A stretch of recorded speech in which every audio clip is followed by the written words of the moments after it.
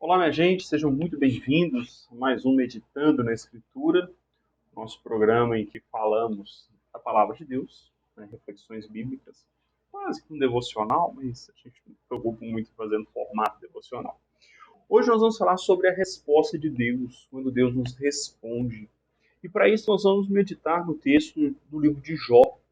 Jó, capítulo 42, versículos 1 a 3. Vamos direto para o texto. Diz assim: Então respondeu Jó ao Senhor e disse: Bem sei que tudo podes, e nenhum dos teus pensamentos pode ser impedido. Quem é aquele, dizes tu, que sem conhecimento encobre o conselho? Por isso falei do que não entendia, coisas que para mim eram maravilhosíssimas e que eu não compreendia. Lembrando que aqui eu estou usando a tradução de João Ferreira de Almeida, revista e corrigida. Beleza? Aqui é a Bíblia de Estudo Pentecostal, né? A minha Bíblia já é velhinha, já apagou, mas enfim, estou usando essa tradução. Gente, quando a gente pensa em resposta de Deus, como reconhecer as respostas, como entender, sempre me vem à cabeça o livro de Jó. Porque a forma com que Deus responde a Jó é muito interessante, porque não são respostas, são perguntas. Deus vira para Jó e fala assim: Jó, você está reclamando, você está me questionando, mas onde você estava quando eu criei todas as coisas? Você pode me ensinar o que fazer? Ou seja, a resposta de Deus para Jó, na verdade, é dizer para ele: Jó, você está falando de coisas que você não sabe. É o que Jó está reconhecendo aqui nesses versículos. Né? Falei do que não entendia. Agora eu entendo que o Senhor pode todas as coisas. E para a gente entender melhor, vamos só recapitular a história de Jó. A Bíblia diz que Jó era um homem rico.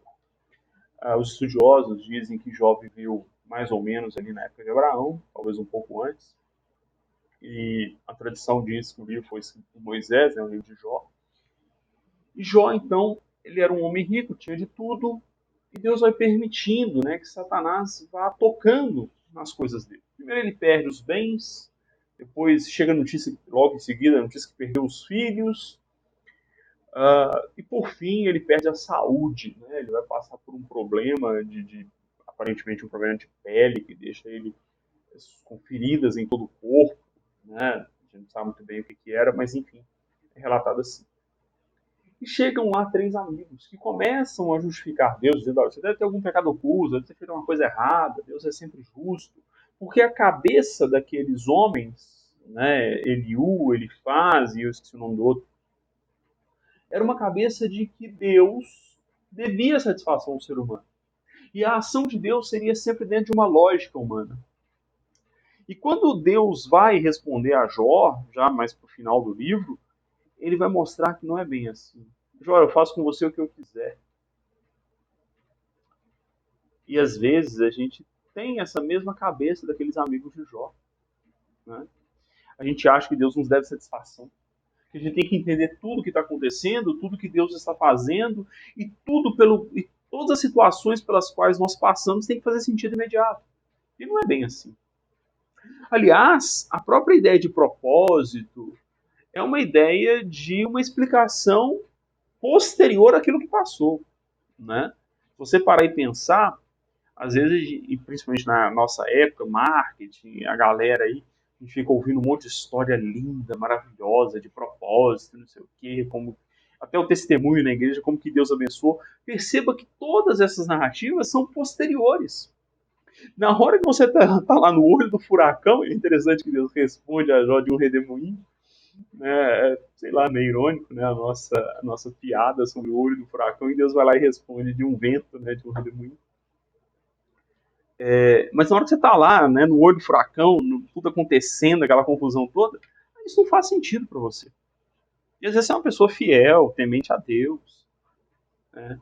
E mesmo que não seja, lá no Salmo, né, o salmista ele fica incomodado. Como que o ímpio prospera e o servo de Deus sofre?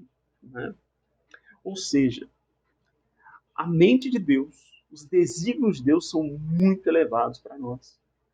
Tá? Eu acho que eu já falei sobre isso aqui. Né? Não tem como, a gente não deve. Eu falei, na verdade, numa outra aula, né? Um outro vídeo aqui do canal. Mas O que a gente tem que entender é que nós não podemos presumir a vontade de Deus. Nós não conhecemos. E é isso que Jó entende no final. E ele expressa: bem sei que tudo podes. Nenhum dos teus pensamentos pode ser impedido, pode ser compreendido, a não ser que Deus queira que nós compreendamos. Nada pode ser compreendido ou impedido. Nada. Tá? Marcelo, então a minha oração não muda as coisas? Não. Porque vai acontecer como Deus já sabe que tem que acontecer, ou já determinou que tem que acontecer. O que acontece é que a sua oração, ela te leva aos pés de Deus, e o Espírito Santo vai trabalhando no seu coração, seja para receber o que você quer, seja para mudar a sua vontade, você querer as coisas conforme Deus já tem planejado, ou até mesmo para que você entenda e aceite o não, né? Aquilo que Deus não vai fazer, ou que Deus vai fazer diferente. Ou seja, a oração ela muda a nossa mente, ela muda as nossas emoções. É para isso que serve a oração. Por isso que nós precisamos orar. Tá?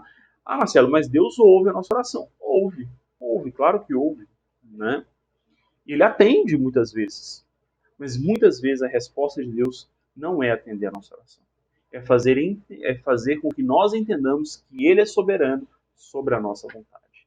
E que a vontade dele é sempre boa, perfeita e agradável. Que a bênção dele sempre enriquece e nunca acrescenta dor. Né?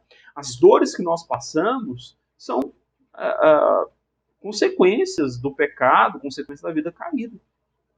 Tá? E por isso que a gente precisa aprender como Jó. Jó questiona, Jó se lamenta, Jó fala que Deus é inimigo, teve ele por inimigo, Deus está cravando as suas flechas nele e assim por diante.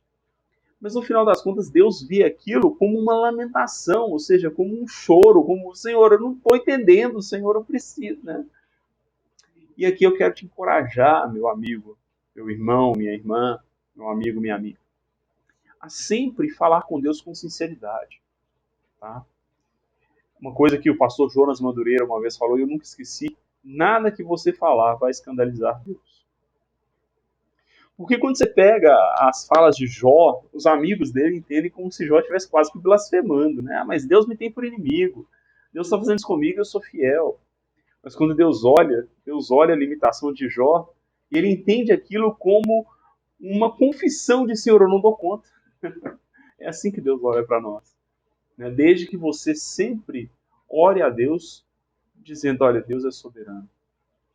Jonas Bandeira conta uma experiência que no início do ministério dele, chegou uma senhora que tinha perdido o filho, saindo da igreja e parece passar por um assalto, e o criminoso acabou matando o filho dela. E aí ela foi para o gabinete. E ela começou a falar: olha, eu não entendo porque que Deus permitiu isso na minha vida. E aí, na angústia dela, ela começou a falar: olha, mas por que Deus fez isso? Deus é injusto em fazer isso comigo. Ele não podia ter feito isso comigo. E o pastor Jonas Bandeira conta no início do ministério dele que o impulso dele é falar: não fala isso não, você tá blasfemando, né? E ela foi desabafando: Deus não podia fazer isso comigo, por que Deus fez isso comigo? Deus está sendo mal comigo. E depois dela falar, o pastor conta que ela sentou e falou: mas o Senhor deu, o Senhor o tomou. Que é o que Jó fala, a expressão de Jó quando os filhos morrem. O Senhor os deu, o Senhor os tomou. Bendito seja o nome do Senhor. E não me lembro bem da experiência, mas ela fala assim: o Senhor sabe todas as coisas. Ou seja, ela estava desabafando. Muitas vezes a gente desabafa com Deus, mas a gente não perdeu de vista que Deus é Deus. E eu quero te encorajar a isso, meu amigo, minha amiga, meu irmão e minha irmã. Desabafe com Deus. Né? Se coloque realmente da forma que você está no momento. Ore a Ele. E deixe que o Espírito Santo mova o seu coração, mude a sua mente, mude a sua concepção, mude a sua percepção. Tá? E, infelizmente, as nossas emoções, elas moldam como vemos o mundo naquele momento. O mundo não muda, né? A circunstância não muda, mas a nossa psique, as nossas emoções, o nosso humor muda como interpretamos as situações. Então deixa Deus aclarar a sua mente, deixa Deus abrir seus olhos para que você veja como Jó viu no final. Senhor, eu bem sei que tudo pode, o Senhor é maravilhoso e tudo está em tuas mãos. Não sou eu que vou determinar se eu vou viver 10, 30, 100, 200, 80 anos. Mas é o Senhor que determina isso. Não, Senhor, não sou eu que determino quando vêm as dificuldades e quando elas se vão, mas é o Senhor. Descanse nisso. Saiba que Deus é soberano e tudo está nas mãos dele. Amém? Se você quer estudar comigo, filosofia e teologia, visão de mundo cristã, os links estão na descrição. E uma vez por mês eu farei uma aula aberta da minha plataforma, né, aqui no YouTube. Então, se inscreva, tem links lá para você se inscrever no WhatsApp, no Telegram, para você receber nosso conteúdo. E eu tenho certeza que isso vai te ajudar muito, vai te abençoar. Amém? Deus abençoe. Até o nosso próximo vídeo ou aula. Até lá.